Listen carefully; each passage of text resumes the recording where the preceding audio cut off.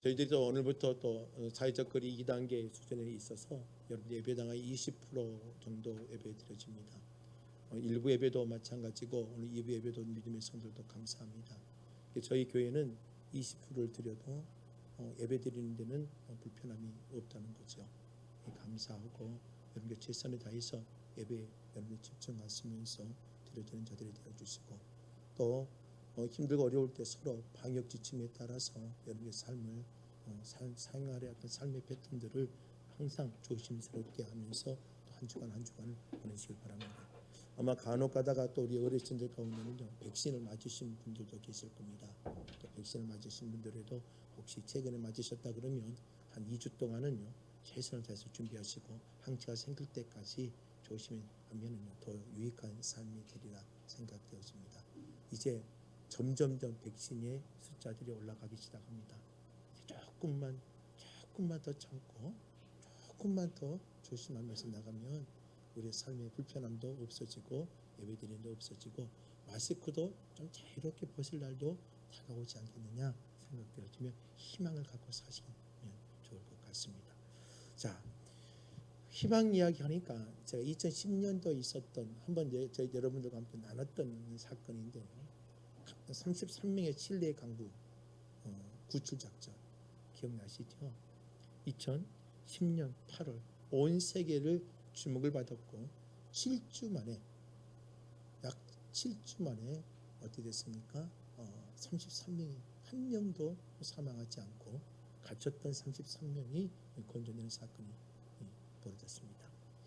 칠레에 있었던 강부가 몇 미터의 밑에 안반석 밑에 깔려 있었냐면 622m입니다.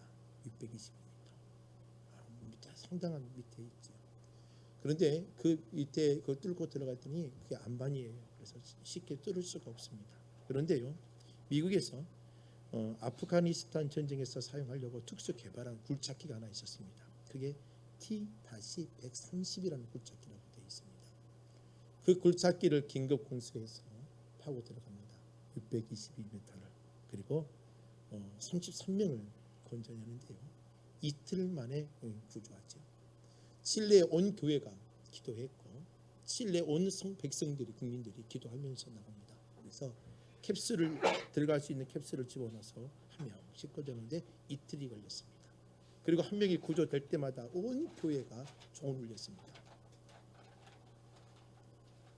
나라 전체가 그 사건을 통해서 희망을 갖게 되어지고 소망을 갖게 되어집니다. 그런데요, 이 33명의 7주를 보내면서 먹을 것이 떨어질 수밖에 없겠죠. 마실 물도 점점 떨어지고 그러다 보면 사람들이 어때요? 무서워지기 시작합니다. 그래서 사람은요, 지금 여러분들이 천사처럼 앉아있지만 여러분들이 어때요? 극한 상황에 매어 몰리고 한쪽에 코너에 몰리면 사람이 어떻게 되느냐? 아주 악해집니다. 무섭게 변한다는 거죠. 생쥐도 코너에 몰면 생쥐가 뭐 해버려요? 부러졌거든요. 그럴 수밖에 사람이 아주 악해진다는 거예요. 극한 상에 몰리면 사람이 아주 급변하게 변하게 될 수밖에 없습니다. 그래서 우리 그리스도인들은 마음을 지키셔야 돼요. 항상 마음이 성령의 은혜, 믿음의 여유를 가질 수 있는 마음을 가지고 있어야 됩니다. 근데 여기도 마찬가지겠죠. 33명이 7주일 동안 갇혀 있으니까 암흑 속에 있으니까 얼마나 힘들겠습니까? 급히 구멍을 뚫어서 그에게 물과 식량을 공급을 했다 할지라도 그게 쉬운 일은 아니거든요. 그래서 그들이 점점 식량도 떨어져 가고 많은 것들이 어려워져 가고 있는 상황에 한 그리스도인이 그 사람이 엘리게라는 그리스도인이라고 기록하고 있더라고요. 엘리게라는 그리스도인이 야, 지금 이러지 말고 우리 서로 기도하자. 하나님을 의지하고 사람의 힘으로는 아무것도 할 수 없지만 하나님의 힘과 능력으로 가능합니다. 그러면서 그 안에서 이 사람이 기도하십시다. 하나님의 능력을 구하십시다. 그래서 그 7주간의 여정 속이 그들이 그곳에서 은혜의 공간이 되어집니다. 그리고 나서 그들이 33명이 구출을 했죠. 그리고 나서 그들이 뭐라고 말했느냐? 굴 속에 있는 우리는 33명이 아니었습니다. 거기에는 34명이 있었습니다. 이 말을 합니다. 근데 이 말을 하는 사람이 누구냐? 산체스라는 사람인데요. 그 당시의 나이가 그 강부 중에 제일 어린 나이였습니다. 19살. 이 아이가 그 상황을 실제를 보내면서 뭐라고 고백했느냐. 기자가 물어봤겠죠. 굴속에 있는 우리는 33명인 줄 알았는데 33명이 아니었습니다. 그것은 34명이 있었습니다. 예수님이 항상 우리와 함께 하셨습니다. 이 말이 신뢰 사회를 변화시켰습니다. 그리고 전 세계를 변화시켰습니다. 우리 동아일보 기사에도 그렇게 떴습니다. 33명이 아니라 하나님과 함께 34명이었다. 그 사건을 보고 이렇게 기록을 했다고 나와 있습니다. 예수 그리스도를 믿고 있는 우리들에게도 바로 놀라운 일이죠. 하나님의 기적이 사라졌느냐? 아닙니다. 하나님의 은혜가 사라졌느냐? 아닙니다. 단순히 66권의 성경책에 갇혀진 하나님이냐? 그렇진 않습니다. 하나님은 영원한 성품, 그리고 전지한 성품, 그리고 무소부재 편지하시다 이 말을 사용하지요. 아니 계신 곳이 없으며 우리의 삶에 함께 하십니다. 요셉에게도 함께 하셨던 것처럼, 그리고 이스라엘 백성들에게 40년의 광야 생활 속에도 함께 하셨던 것처럼 주님은 함께 하셨습니다. 그런데 그 함께 하심 속에는 뭐가 있느냐? 하나님의 역사가 있고 하나님의 귀한 믿음의 스토리들이 존재하는 겁니다. 홍해가 갈라지고 만나와 메추라기가 반석을 쳤더니 물이 나오고, 그리고 인생들의 삶의 어려움을 극복해 갈 수 있는 사건들이 줄줄이 우리에게 나타나는 거죠. 이게 뭐예요? 사람의 힘으로는 되지 아니하지만 하나님의 힘과 역사는 우리의 삶을 변화시킬 수 있다는 것입니다. 오늘 우리는 이 코로나19를 겪고 있는 우리들의 마음도 마찬가지입니다. 우리가 33명의 강구처럼 갇혀 있지는 않지만, 그러나 우리는 코로나19로 인해서 우리는 어때? 삶의 모든 것들이 제약에 있습니다. 모든 것들이 우리의 불편함 가운데 존재하고 있다는 거죠. 이제는 너무 오래 지내다 보니까 5인 이상 금지, 이건 이제 무색할 정도로 우리의 삶의 모습들이 이제는 자유함을 가지고 있습니다. 어딜 가든지 이제는 4인 이런 것에 구애받지 아니하고 살아가는 사람들도 상당히 많아지고 모임들도 다수 많아지기 시작합니다. 이럴 수밖에 없죠. 그건 우리가 인정할 수밖에 없죠. 왜요? 길어지니까 그만큼 지칠 수밖에 없고 많은 어려움이 있을 수밖에 없는 거죠. 그러다 보니까 식당에서도 주위에 있는 사람들에게 야, 4인인데 5인이 안 됩니다 하면 어때요? 싸움이 납니다. 서로 갈등이 생기고 말들이 거칠어지기 시작하고, 그러니까 이럴 수도 없고 저럴 수도 없는 상황들을 겪고 있는 게 우리의 현실입니다. 어떻게 보면 코로나19라는 어떤 그 틀 속에서 우리의 사람의 감정들도 메말라 버렸고, 사람의 관계도 메말라 버렸고, 모든 환경들도 다들 답답한 상황 가운데 갇혀 있는 것과 같아요. 그러나 이 갇혀 있는 상황에 뚫을 수 있고 환기시킬 수 있고 변화시킬 수 있고 희망을 줄 수 있는 것은 누구냐? 바로 예수의 사람들입니다. 오늘 저와 여러분들은 어떤 자들이에요? 예수의 사람들이에요. 예수님의 은혜를 누린 자들이에요. 구원의 은혜를 누리고 하나님의 사람으로 살아가는 사람들이에요. 오늘 우리가 세상에 뭘 줘야 되느냐? 희망을 주고 소망을 주고 견딜 수 있는, 인내할 수 있고 감당할 수 있는 마음의 여유를 줄 수 있는 저와 여러분들이 되셔야 되는 겁니다. 자, 오늘 본문에 보면 나면서부터 앉은 병이에요. 그 사람은요, 어떤 사람이에요? 치료가 필요한 사람이잖아요. 그런데 나면서부터 앉은 병인데 치료하지 않았겠습니까? 사양한 많은 방법을 통하여 치료했고 많은 것들을 통해서 했지만 그가 할 수 있는 방법이 다 이제는 방법들이 사라져 버렸습니다. 그래서 그의 인생을 살아야 되기 때문에 성전 미문에 앉아서 사람들의 도움을 받고 사람들의 도움을 받아서 그게 자신의 인생에 살아갈 수 있는 힘이 될 수밖에 없습니다. 그는 매일매일 성전을 찾아갔습니다. 성전을 찾아갔는데 그 발걸음은, 다른 사람은 기도하러 올라갔고 다른 사람은 그 성전에 올라가서 은혜를 누리러 올라갔지만, 오늘 이 앉은 병이는 성전 미문에 앉아서 그들의 발걸음과 그들의 손을 통하여 도움을 받는 게 바로 이 사람의 삶이었습니다. 예배가 목적이 아니죠. 도움을 받고 자신의 이 터전 위에서 뭔가 움직여갈 수 있는 환경들을 누리는 거죠. 그러다 보니까 그가 마음의 상처도 받고 고통도 받고 자신의 인생에 대한 자책고 자존감도 모든 것들이 낮아지고 수치심도 갖고 마음의 상처를 가지며 이제 스스로 자신의 인생 희망과 소망이 사라져 버릴 때입니다. 이때에 이 사람에게 희망과 소망을, 그리고 그 손길을 베드로와 요한이 그에게 보여주게 되지요. 치료의 경험, 안진병에 일어나고 베드로와 요한을 통해서 예수의 이름의 권세를 가지고 치유했지만 오늘 이 사람에게는요, 영적인 치료, 육체적인 치료, 정신적이고 마음의 모든 것들이 경험을 하고 나왔지만 이건 사람의 힘과 은혜가 아닌 하나님의 놀라우신 치유의 사건인 겁니다. 오늘 우리에게 필요한 것은 바로 우리 그리스도인들의 그 은혜를 선포하는 겁니다. 오늘 우리의 힘과 능력은 한계에 부딪힐 수밖에 없고 우리의 힘과 능력은 어느 정도 어려움을 누릴 수밖에 없어요. 그러나 그 어려움을 누리고 있는 우리에게 희망을 줄 수 있고 다시 한번 걸어갈 수 있는 능력이 될 수 있는 것은 바로 예수의 이름이요, 예수의 사람들의 희망과 신앙의 영적인 깨어있는 삶의 모습이라는 것입니다. 성경에요, 모세가 출애굽기 15장 26절 말씀을 보면은요, 출애굽한 이스라엘 백성들에게 하나님이 어떤 하나님인지를 설명합니다. 여호와의 말을 들으라, 순종하라. 내 복의 의를 행하며 내 명령에 귀를 기울이며 율법을 따르며 규례를 지키며 모든 것들을 하나님 앞에 신앙의 영적으로 깨 있으면 뭐라고 모세가 말했느냐? 이 애굽 사람이 내린 모든 질병 중 하나도 너희에게 내리지 아니하리니 나는 너희를 치료하는 여호와다라고 설명을 합니다. 이스라엘 백성이 뭐라고 말해요? 여호와 하나님은 치료의 하나님이다 라는 것을 강력하게 설명합니다.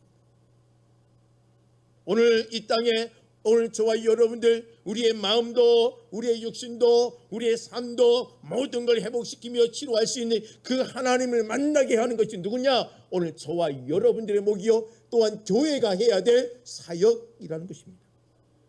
예수님이 사역을 해요. 예수님의 초기에 마태복음 4장 23절 말씀에 보면 예수님이 갈릴리 사역의 초기의 모습이 기록되어 있습니다.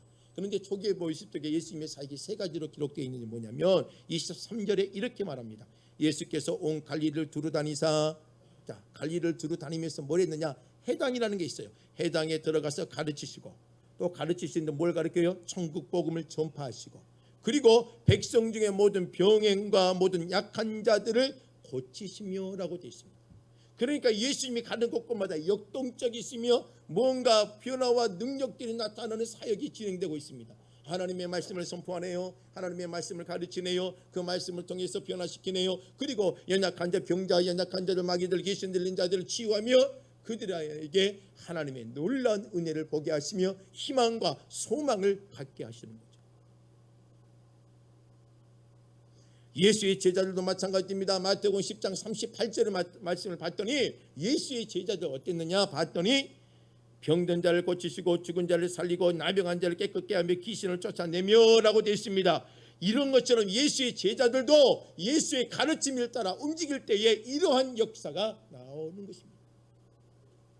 오늘 저와 여러분들, 오늘 이 설교를 듣고 오늘 여러분들에게 뭐 기적을 바라고 하나님의 은혜를 바라고 능력을 바라는 것도 중요하지만 그 은혜를 누릴 수 있고 은혜를 보여줄 수 있는 하나님의 사람들이 되어지고 성전 미문에 올라가요. 베드로와 요한처럼 하나님의 예수의 복음으로 살아있는 자들이 되어져서 성전 미문에 앉아서 힘을 잃어버리고 소망을 잃어버리고 답답함을 갖고 있는 그들에게 손을 내밀어서 그들을 세울 수 있는 하나님의 사람들의 모습들이 저와 여러분들의 길을 주의 이름으로 부탁드립니다. 여러분들이 살아야 되는 거예요. 여러분들이 충만해야 되는 거예요. 여러분들이 은혜가 충만하고 성령의 은혜 가운데 나가셔야 되는 거예요. 그러면 이러한 세상을 변화시키고 세상을 치유할 수 있는 자가 되기 위해서라면 뭐가 필요하느냐? 1절 말씀 보십시오. 1절 함께 합니다. 제9시 기도 시간에 베드로와 요한이 성전에 올라가요. 언제 제9시 기도 시간에 올라갑니다. 이 말로는 제9시는요 오후 3시를 말하는 겁니다. 사도행전에 나오는 초대교회에 보면 성도들이 하루에 3번 기도했다고 기록하고 있지요. 오전 9시, 그다음 12시, 그리고 오후 3시. 다윗도 하루에 정한 시간에 아침, 저녁, 오후로 정한 시간에 기도했다고 기록되어 있고 심지어 다윗은 하루에 7번 하나님께 찬양을 했다고 기록하고도 있습니다. 이처럼 초대교회는요 이러한 기도의 모습들이 있었어요. 이러한 모델로 통해서 이 베드로와 요한도 뭐 하는 겁니까? 성전을 올라와 하나님께 기도하는 겁니다. 오늘 우리도 마찬가지예요. 단순히 예배자로 오는 게 아닙니다. 예배 주일 1시간 드리러 오는 것도 아닙니다. 오늘 이 예배는요, 여러분들이 왜 중요하느냐? 이 예배는요, 하나님의 영적인 은혜를 누리고 하나님의 소망의 모습을 갖고 힘을 갖는 겁니다. 여러분들 손에 전부 다 핸드폰이 다 있을 겁니다. 핸드폰은 여러분들이 지금의 삶이 어때요? 왜 나와 거의 뭐 일부분이 아니라 내 삶에 통틀어 있는 게 핸드폰, 여러분들 스마트폰 있잖아요. 그 안에 은행이 있지요, 그 안에 일기가 있지요, 그 안에 내 개인 정보가 있죠, 그 안에 내 사적인 것도 다 포함되어 있고, 이 핸드폰 안에는요, 모든 것들이 내 삶의 인격과 성품과 그 안에 다 담아져 있습니다. 이 핸드폰이 어떻게 사용하느냐, 어떻게 보느냐, 어떻게 움직이느냐 다 담아져 있어요. 그래서 이 핸드폰이요, 여러분들 어때요? 절대로 배터리가 떨어지지 않도록 어때요? 항상 부족하면 빨리 가서 꽂아놓고, 빨리 가서 꽂아놓고, 어디를 가더라도 내 손에 핸드폰이 떨어지지 않도록 하잖아요. 5% 됐으면 어때요? 막 긴장이 되어서 빨리 꽂아놓고 그랬잖아요. 오늘 우리 마찬가지로 왜 하나님께 나오셔야 되느냐? 오늘 믿음의 성도들의 영적인 은혜와 힘이 어디서 나오느냐? 하나님과 만남을 통해서 나오는 겁니다. 신명기 34장에 가서 보면은요, 10절의 말씀에 보면, 자, 모세가 하나님께 지금 귀한 자로 인정을 받아요. 어떻게 받느냐? 이스라엘의 모세와 같은 선지자가 일어나지 못하였나니, 자, 이스라엘의 모세와 같은 선지자가 일어나지 않았다고 설명한 정도로 모세의 영적인 지도력이 얼마나 귀한지 몰라요. 그런데 이 모세가 이런 지도력을 가질 수 있었던 이유가 어디에 있느냐? 34장 10절 하반절 말씀에 보면 이렇게 기록합니다. 여호와께서 대면하며 아시던 자요. 자, 모세와 함께 대면하며 함께 이야기를 나누고 친구처럼 보낸 게 누구냐면 모세예요. 모세가 힘이 들 때마다 하나님께 기도했고, 문제가 발생할 때마다 하나님께 기도했고, 그의 손에 지팡이를 줬던 것이 뭐예요? 지팡이가 뭐예요? 해리포트처럼 그건 마술의 지팡이가 아니잖아요. 그 지팡이를 보여준 게 뭐예요? 하나의 상징적인 거잖아요. 너와 너 함께 하겠고, 그 지팡이를 볼 때마다 하나님의 위대함, 전능하심의 놀라운 하나님의 은혜를 기억할 수 있도록 그 손에 줬고, 그 손을 통하여서 뭐 하는 겁니까? 내가 너와 함께 하겠고, 그 너의 하나님의 권세와 힘을 너에게도 하나님께 동일하게 허락해 주실 그 약속해 주신 게 바로 지팡이잖아요. 모세는요, 힘들고 어려울 때마다 하나님과 뒷면했습니다. 아니, 문제가 발생할 때마다 하나님 앞에 아뢰고, 하나님 앞에 아뢰고. 그래서 출애굽기를 보면, 모세의 이야기에 보면 하나님께 여쭙고, 하나님께 아뢰고, 하나님께 여쭙고, 하나님께 아뢰며 모든 재앙도 했고 모든 일들을 처리한 것들이 출애굽기에 기록이 되어 있습니다.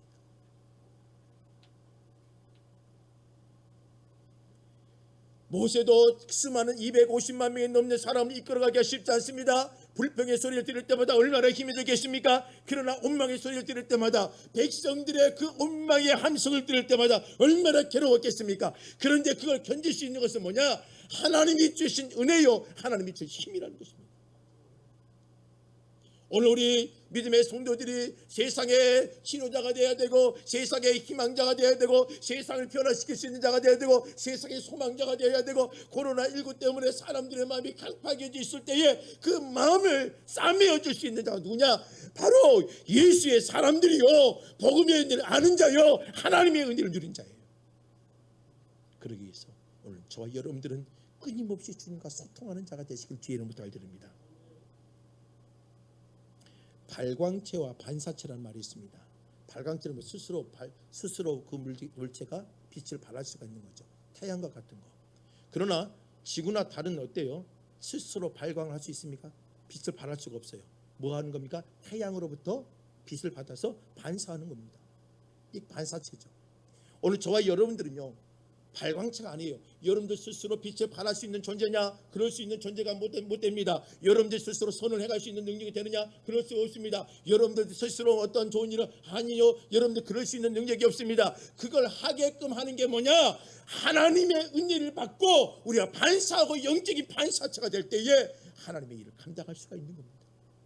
지금 오늘 우리는요, 하나님께 발광체가 되신 하나님, 빛이 되신 여호와 하나님, 그 하나님께 만나고 주의 은혜를 누리고 우리 안에 그 풍성함을 가지고 반사체가 되어져서 주의 은혜를 줄 수 있고 희망을 줄 수 있는 자들이 되시기를 주의 이름으로 부탁을 드립니다. 요한은 정한 시간에 기도가 올라갔습니다. 베드로와 요한은 하나님의 빛을 받고 빛을 반사하는 자죠. 오늘 우리는 빛을 반사하는 자가 되고 하나님과 소통의 은혜를 누리게 되시려면, 여러분 정한 시간에 결단하며 기도하는 시간도 필요하고, 여러분들이 또 어때요? 무시로 언제든지 하나님께 은혜를 만나며 기도하는 시간이 필요합니다. 그래서 여러분들 좀 이 5월 달은요, 여러분 가정의 달이자고 표현하잖아요. 여러분 우리 믿음의 성도들이 이 5월 달만큼은 한번 도전해 봤으면 좋겠습니다. 하나님 앞에 정한 시간에 만나고, 하나님 앞에 경건의 시간을 정한 시간을 만들어냈고, 주님 앞에 경건의 시간을 통해서 만나고, 또한 무시로 언제든지 운전을 할 때나 여러분들이 설거지를 할 때, 청소할 때나 어디를 산책을 할 때도 여러분들 경건의 산책이 되시길 원하고, 여러분들 누구와 음식을 먹을 때도 경건의 교제의 시간이 되어지길 원하며, 하나님의 빛을 발할 수 있는 그런 귀한 영적인 시간들을 만들며 나가기를 주의 이름으로 부탁드립니다. 다니엘은 하루에 3번 정한 시간에 기도를 드렸습니다. 어땠습니까? 어떠한 일이 있어도 그 시간을 포기하지 않았습니다. 다니엘은요, 대적들을 만나고 사자굴에 들어가고 그렇게 수많은 어려움을 만났지만 그는 죽지 않았습니다. 무너지지 않았습니다. 쓰러지지 않았습니다. 왜요? 다니엘은 끊임없이 주님의 은혜를 만났고, 주의 은혜의 힘을 받았고, 소망을 가졌기 때문입니다. 오늘 그리스도인들, 성숙한 하나님의 사람들이 되길 원합니다. 하나님의 은혜를 받고 사는 영적인 소통이 살아있는 하나님의 그리스도인들이 되시기를 주의 이름으로 부탁드립니다. 두 번째로요, 오늘 4절 말씀만 봐보세요. 4절 함께합니다. 베드로가 요한과 더불어 주목하여 이르되 우리를 보라 하니 라고 되어 있죠. 이 말씀은 베드로와 요한과 그 앉은 병을 바라보면서 뭐라 합니까? 주목하여 이르되 누굴 보라? 우리를 보라. 단순히 보는 게 아닙니다. 단순히 베드로와 요한의 앞에 서 있는 어떤 시각적인 효과를 말하는 것이 아닙니다. 이 말은요, 이 보라는 이 말 중에는요, 자신이 어떤 존재인지 보라는 겁니다. 나는 예수의 제자이고 예수의 제자로 복음의 은혜를 가지고 있고, 그 복음의 은혜로 소망을 가지고 삶의 모습들, 내 삶에 화려하지는 않지만 내 삶에 희망이 있고 생명력 있는 모습을 보라는 겁니다. 내가 어떤 존재인지를 주목하여 보라는 겁니다. 오늘 이 말은요, 고린도전서 11장 1절에 바울과 똑같은 의미가 이루어질 수 있습니다. 바울이요, 고린도 교회를 향해서 말합니다. 고린도 교회는 얼마나 은혜가 있었습니까? 열정 있는 교회였습니다. 그러나 그 열정만큼 그들의 문제도 많았습니다. 신학적인 문제, 영적인 문제, 인격의 문제가 다 많았습니다. 그래서 그들은 아볼로 파다, 바울 파다, 그리스도 파다 하면서 서로 분쟁하고 서로 안에서 싸우며 얼마나 아웅다웅하면서 나갔던 교회 중에 하나입니까? 그런 교회를 향하여, 고린도 교회를 향하여 바울은 뭐라고 말하느냐? 내가 그리스도를 본받는 것처럼 너희도 나를 본받는 자가 되라. 바울 자신 뭐래요? 너희도 나 좀 본받으라 이거예요. 이 정도로 당당하게 바울은 말했습니다. 왜요? 자기의 삶이 하나님 앞에 당당했고, 성도들 앞에 당당했고, 아주 떳떳했고, 그리스도의 아름다운 인격을 소유했기 때문에 오늘 저와 여러분들, 오늘 여러분들을 주목하여 볼 수 있는 그러한 신앙의 인격과 성품과 삶이 살아있기를 주의 이름으로 부탁드립니다. 저도 발음이 좀 짧아요. 그렇죠? 혀가 짧아서 발음이 안 될 때가 있어요. 그런데 어떤 선생님이 저보다 혀가 더 짧은 선생님이 있었는가 봅니다. 바람풍을 보면서 가르쳤어요. 자, 이건 뭐다? 바람풍이다 하면서 이들에게 따라서 해보렴. 바람풍 이렇게 해야 정상이잖아요. 그런데 선생님은요, 발음이 짧았어요. 그래서 이게 뭐냐? 바람풍이다. 따라서 해보렴. 바람풍. 이게 애들이 전부 다 뭐라고 따라서 했겠어요? 바람풍인데 애들 선생님이 바람풍 하니까 선생님을 바라보면서 바람풍 하는 거예요. 선생님이 들을 때는 바람풍으로 안 들고 바람풍으로 끊임없이 말하는 거예요. 야, 이건 바람풍이다. 바람풍으로 말해라. 그러니까는 애들이 끊임없이 바람풍으로만 말하는 거예요. 왜요? 선생님의 모델이 잘못되었기 때문입니다. 오늘 수많은 교회가 존재하고 수많은 성도가 존재합니다. 오늘 우리가 똑같아요. 바람풍을 읽어야 되는데 바람풍이라고 말하면서 우리는 이게 정식이다 말하면서 할 수가 있는 존재가 될 수 있다는 겁니다. 오늘 여러분들을 주목하여 볼 때에, 여러분들 세상의 영리를 볼 때에 하나님의 예수의 향기가 품어날 수 있는 하나님의 구원의 은혜가 확실히 세워져 있는 그리스도인들이 되시길 주의 이름으로 부탁드립니다. 믿는 사람들의 변화 매우 중요합니다. 우리가 자신 있게 우리를 주목하여 보세요. 우리 교회 좀 보세요. 이렇게 말할 수 있는 하나님의 사람들이 되시길 주의 이름으로 부탁드립니다. 어떤 초등학교 3학년 아이들에게 문제를 냈습니다. 술 취해서 길거리에서 큰 소리를 치르거나 노래를 부르는 것을 사자성어로 뭐라 할까라고 하면서 물어봤어요. 그랬더니 아이들이 각각이 다 대답이 나왔습니다. 아, 선생님, 그건 고음 불가예요. 어떤 아이는요, 이럴 수가. 또 어떤 아이는요, 미친 건가? 이런 말을 한 겁니다. 근데 어떤 아이가 갑자기 손을 들죠. 선생님, 사자성어가 생각났습니다. 뭔데? 아빠인가?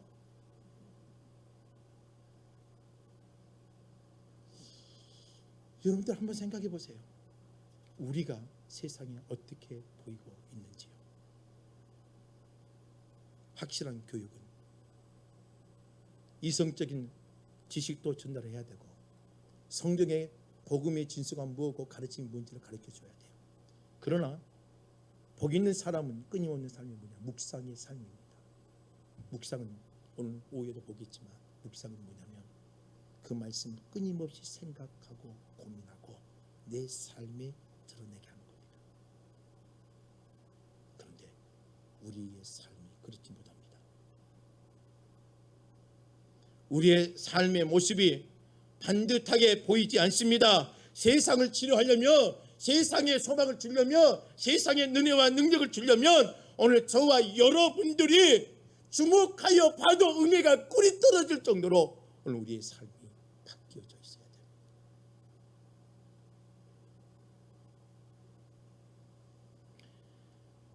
인도 간디가 있습니다. 간디, 독실한 예수 숭배자였습니다. 이 말이 참 좀 어폐가 있지요. 독실한 크리스찬이라고 말을 쓰지 않고 많은 사람들이 간디는 예수를 숭배했다고 표현했습니다. 이게 이 간디가 예수를 구원 받았을까 받지 않았을까, 이것도 상당히 신학자들 사이에 논쟁거리가 되기도 합니다만은 뭐 그걸 논쟁하려고 말하는 것은 아닙니다. 근데 간디가 교회의 발걸음을 하지 않았습니다. 그렇게 예수를 따랐고 예수의 가르침을 받아들였고 예수가 갖고 있는 기독교적인 철학을 갖고 있었던 사람이 간디예요. 그런데 그는 교회를 다니지 않았다는 거죠. 왜 그런 일이 벌어졌을까? 영국의 선교사님 한 분이 간디를 데리고 교회를 갔습니다. 간디야, 교회 가자 하면서 간디를 막 선교사님이 엄청나게 많은 시간을 투자해서 마음을 변화시켜서 교회를 데리고 왔습니다. 그랬더니 그 교회 앞에서 간디를 막아버렸습니다. 들어오지 마세요. 이유는 유색인종 때문에 들어오지 마세요. 그 순간 간디의 마음에는 이런 교회라면 나오지 않겠다는 거죠. 간디가 영국에 유학을 하고 있었을 때 그 하숙집 주인이 아주 독실한 크리스찬이었습니다. 그런데 자기가 봤을 때는 너무 아니었습니다. 너무 인격적이지도 않고 하숙집을 하는 데에 너무 비인격적으로 하는 겁니다. 그런데 독실한 크리스찬이었습니다. 이런 교회라면, 그래서 그는 발걸음을 교회로 옮기지 않았습니다. 예수의 철학을 부인한 것은 아닙니다. 오늘 우리의 행동 하나가, 우리의 삶의 판단 하나가, 우리의 말 한마디 하나가 한 영혼을 죽일 수 있고 살릴 수도 있다는 겁니다. 여러분들의 가정의 남편, 여러분들의 가정의 아내, 여러분들의 가정의 자녀들, 여러분들의 주목하여 볼 수 있는 믿음의 신앙을 보여줄 수 있는 자들이 되시기 바랍니다. 코로나19 이 시대에 오늘 우리는 어때요? 수많은 사람들이 어디에다 희망을 둘 데가 없습니다. 답답하지요. 이럴 때에 우리는 신선한 바람을 일으켜서 그들의 마음에 희망을 줄 수 있는 하나님의 그리스도인들이 되시길 주의 이름으로 달드립니다. 세 번째로요, 6절 말씀 보겠습니다. 6절 말씀 함께합니다. 베드로가 이르되 은과 금은 내게 없거니와 내게 있는 이것을 내게 주노니 나사렛 예수 그리스도의 이름으로 일어나 걸으라고. 이 말씀 제가 자세히 설명하지 않아도 알지요. 은과 금은 내게 없어요. 베드로가 줄 수 있는 은과 금은 있겠지요. 돈이 없겠어요. 작은 돈이라도 있었겠지요. 그러나 그에게 말합니다. 은과 금을 통해서 살아가는 인생을 내게 주는 것이 답이 아니다. 세상의 물질로 살아가고 물질 때문에 움직여지는 세상에 그 가치관을 주는 게 아니라 내게 변화된 가치관, 내가 은과 금보다 더 귀하게 생각하고 그 은과 금이 주는 생명과 소망보다 더 강한 생명과 소망을 내가 갖고 있는데 바로 그걸 내가 주겠다는 겁니다. 단순하게만 생각하지 마십시오. 이 베드로와 요한이 이 던져진 이 짤막한 이 말 속에는요, 기독교의 신학의 종수가 포함이 되어 있습니다. 세상은요 은과 금으로 판단되어지고, 세상은 은과 금으로 사람을 판단하고 가정을 판단하고 자신의 신분과 모든 게 해결되어진 시대였단 말이에요. 그런데 나는 그 은과 금으로 너희에게 그걸 주는 게 아니라 그 가치관으로 너희를 다스리는 게 아니라 내가 있는 내 이름, 내가 가슴에 품고 있는 예수의 이름, 이 이름으로 내게 준다는 겁니다. 오늘 우리가 갖고 있는 예수 이름이 뭡니까? 여러분들이 갖고 있는 예수의 이름이 뭡니까? 교회는요 복지에 눈을 뜨는 게 아니에요. 교회는요 사회복지재단이 절대 아닙니다.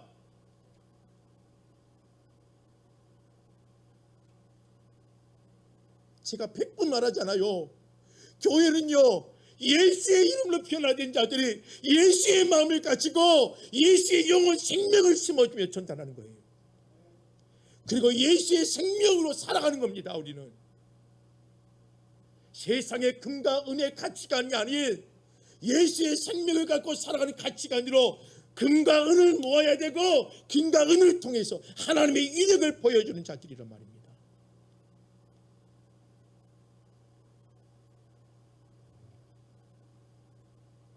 그 당시의 교회, 바리새인들이, 유대주의자들이 그 교회의 주인이 되었죠. 바리새인과 유대주의자들이 그 교회의 주인이 되어져서 그 교회를 금과 은의 가치관을 가지고 교회를 운영해 갑니다. 예수님이 성전을 정화 작업을 하면서 비둘기 파는 자, 양과 염소를 파는 자들을 전부 다 뒤엎어 쫓아내시며 헐라 내가 사흘 만에 이것을 세우리라.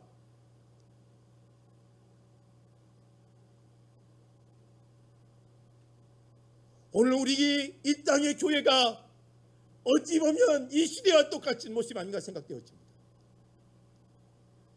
금과 은으로 판단하고 명예와 권력을 가지고 판단하며 예수의 이름을 사라져버리고 사람들의 모이 힘과 능력으로 모든 걸 이끌어가려고 하는 모습입니다. 오늘 이 베드로와 요한은요 성전 미문에 수많은 사람들이 오고 갔지만 그들은 그 앞에 금과 은을 가지고 줬단 말이에요. 금과 은의 가치관을 가지고 그에게 줬어요. 그 금과 은은요 받을 때마다 그 안진병에는 상처가 되고 정신적인 고통을 받을 수밖에 없어요. 그런데 오늘 베드로와 요한은 그에게 가서 말합니다. 너에게 줄 수 있는 금은 없겠어요? 있어요. 거지가 베드로와 요한이 거지가 아니란 말입니다. 난 너에게 주는 건 이 성전을 찾는 자가 어떤 자인지를 보여주는 겁니다. 이 성전에 만나야 될 분이 누구인지를 보여주는 겁니다. 이 금과 은의 주인이 누구인지를 가르쳐주는 겁니다. 그 안진병이에 단순히 많은 게 아닙니다. 그 말 한마디 속에는요 베드로와 요한이 가지고 있는 영적과 기독교적인 세계관과 그가 가지고 있는 신학적인 모든 것이 담아져 있는 놀라운 말씀 한마디예요. 한마디. 그게 누구예요? 나사렛 예수 이름이에요. 예수님은요 우리의 선지자입니다. 예수는 우리의 왕입니다. 예수님 우리의 제사장입니다. 베드로와 요한은 그 예수를 만났습니다.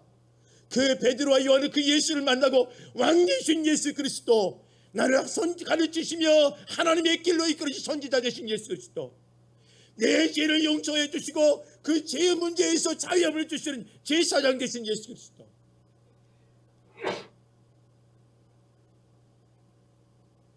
요한복음 14장 6절에서 말하지요. 내가 곧 길이요 진리요 생명이니 나로 말미암지 않고서는 아버지께로 올 자가 없느니라.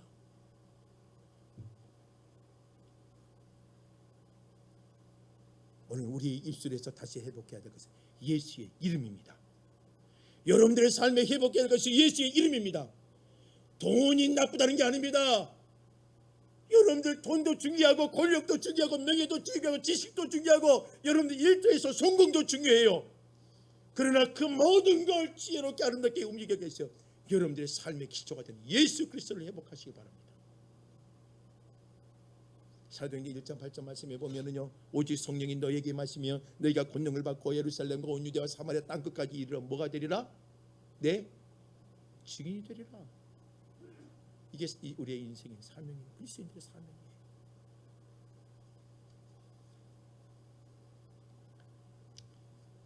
오늘 우리의 입술에 예수 이름이 사라지지 않기를 원합니다. 단순히 그냥 예수라고 말하지 마세요. 오늘 우리 믿음의 성도들이 코로나19를 겪으면서 오늘 우리가 회복해야 될 일은 예수의 이름입니다. 마지막 한 가지 이야기라고 마무리하려고 합니다. 미국 텍사스의 한 교회 얘기입니다. 미국 땅이 넓지요. 그렇죠? 땅이 넓어서 부지를 교회도 마찬가지입니다. 우리는 막 따닥따닥따닥 붙여져 있어요. 우리는요 진짜 좁은 동네에 살아요. 여러분 아세요? 그러니까 우리나라는 가만히 생각을 했어요. 코로나19인데 다른 나라는 뭐 10,000명, 20,000명 나오는데도 막 그냥 뭐예요? 그냥 살아가는데 우리는요 700명, 800명, 1,000명 넘어가면 우리 완전 난리 날 거예요. 우리나라는.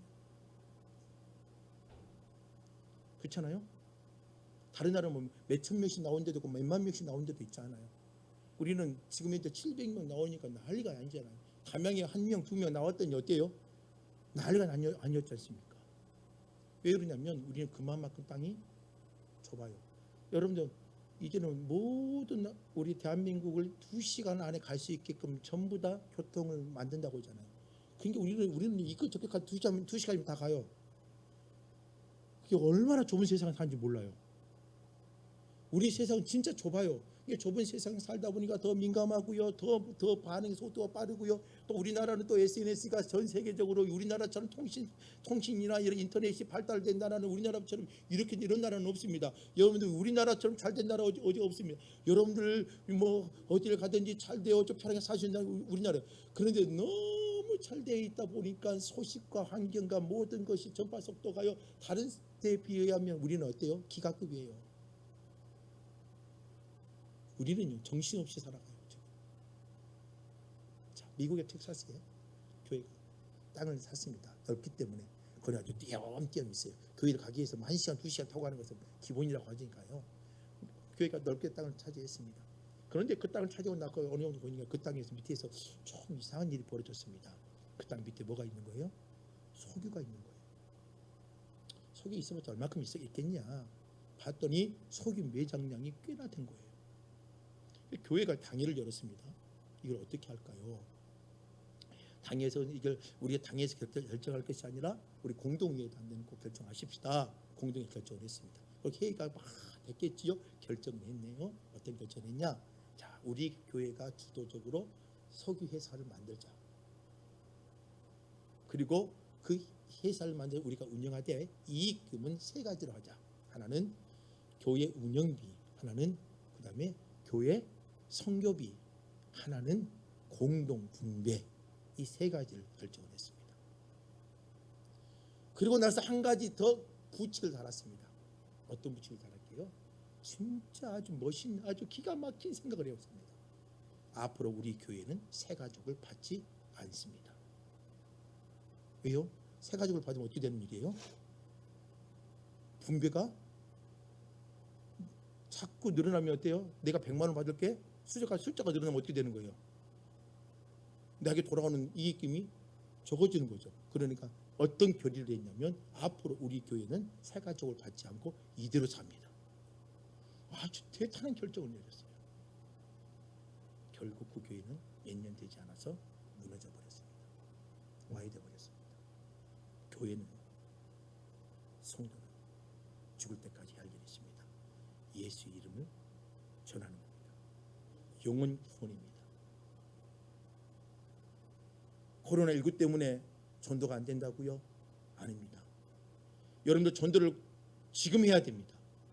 쓰러져 있는 영혼들, 그들이 예배를 드리러 교회로 나오기 전에 그들이 쓰러져 있고 무너져 있고 그들의 마음이 답답한 심령들 다시 그들에게 힘을 줄 수 있는 예수의 이름을 줄 수 있는 하나님의 사람들이 되시길 바랍니다. 다시 예수의 이름으로 돌아오고 예수의 이름의 은혜를 누리고 예수의 이름 가운데 살아갈 수 있는 그 은혜를 줄 수 있는 오늘 저와 여러분이 되시기를 주의 이름으로 부탁을 드립니다. 진정한 전도를 하십시다. 진정한 복음의 능력을 전하십시다. 진정한 예수의 이름을 전하는 저와 여러분이 되시기를 주의 이름으로 부탁을 드립니다. 그게 오늘 우리가 해야 될 사명입니다. 우리는 세상을 치료하는 사람입니다. 우리는 누구라고요? 세상을 치료하는 사람들이에요. 그럼 그 세상을 치료하기 위해서라면 우리의 신념 안 됩니다. 우리는 예수를 전하고 예수의 이름으로 살아야 됩니다. 이 말씀을 생각하며 함께 찬양하기를 원합니다. 난 지극히 작은 자 죄인 중에 무익하고 날 부르셔서 간절한 기대와 소망 부끄럽지 않게 우리의 십자가의 은혜를 주셨습니다. 난 지극히 작은 자 죄인 중에 괴수 무익한 날 부르셔서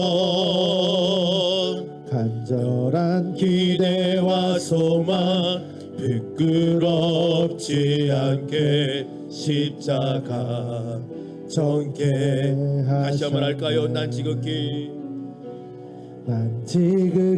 작은 자 죄인 중에 괴수 무익한 날 부르셔서 간절한 기대와 소망 부끄럽지 않게 십자가 정케 하셨네. 어디든 가리라 어디든지 가리라 주위에 설하면 나는 전하리 그 십자가 내 몸에 밴 십자가 그 보혈의 향기 온 세상 제일 때까지 살아도 주를 위해 죽어도 주를 위해 사나 죽으나 난 주의 것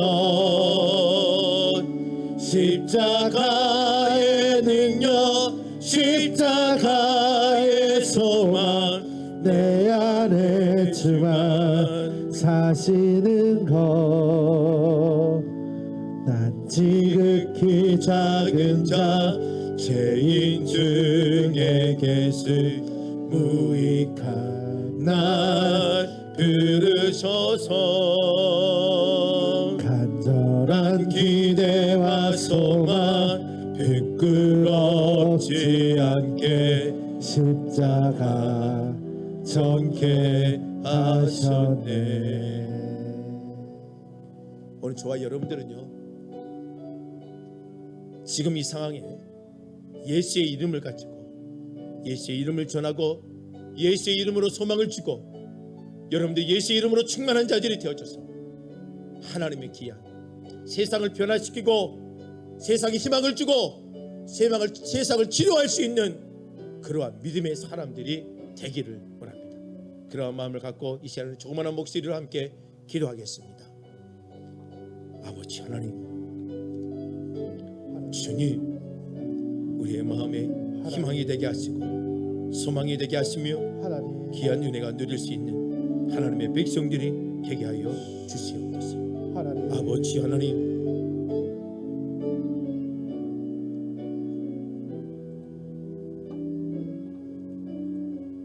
하나님 감사합니다.